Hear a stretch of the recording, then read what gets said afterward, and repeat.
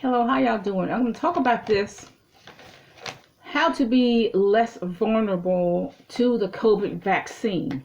Now, I am not a doctor, I'm a scientist, okay? So I don't know everything. I go by what I listen to on YouTube and go by what I read.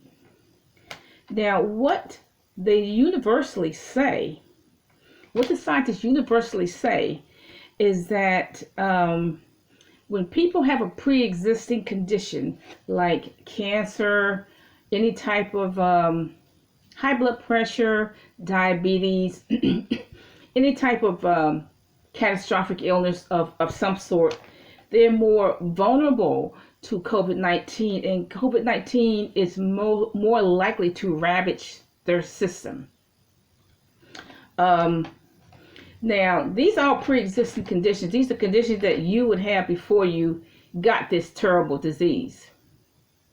Now, obesity is also a pre-existing condition. Even though scientists don't talk about it that much because they don't want to offend the fat people, they're not going to talk about obesity as a pre-existing condition. Because as you know, there's umpteen videos of girls saying, "Look, I'm fat and fabulous." But see, they're under delusional. They are delusional to say I'm fat and fabulous. But anyway, being obese is very dangerous. But you can be obese not only you can be obese if you eat 10 oranges a day every day for the next 5 to 10 days. You're going to gain some weight. Obesity comes from eating too much of any food.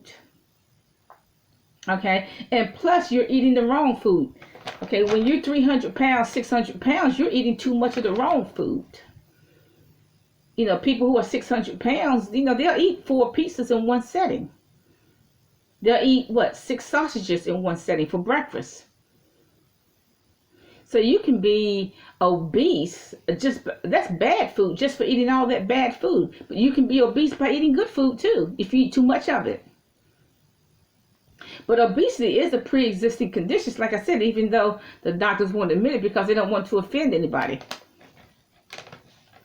Now, I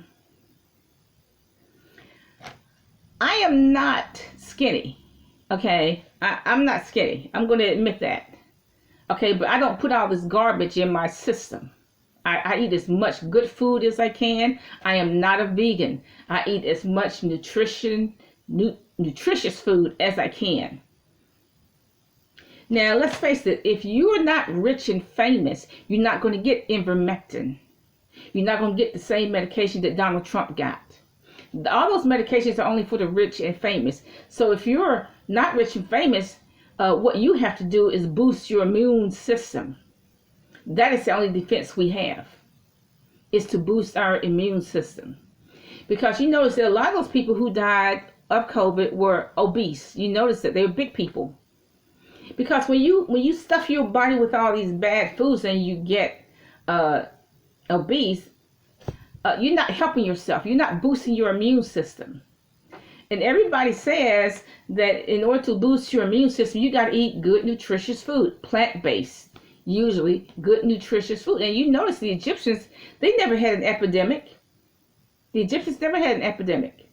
Why? Because they were garlic eaters. Now, if you're going to eat garlic, I just suggest you do it on your day off or something like that. But they were garlic eaters. You never saw the Egyptians have an epidemic. If you have a pre-existing habit, like if you're a smoker, you're going to have a hard time with COVID. Whether you smoke tobacco, whether you smoke weed, you're going to have a hard time with COVID. Okay, so so I suggest that you boost your immune system.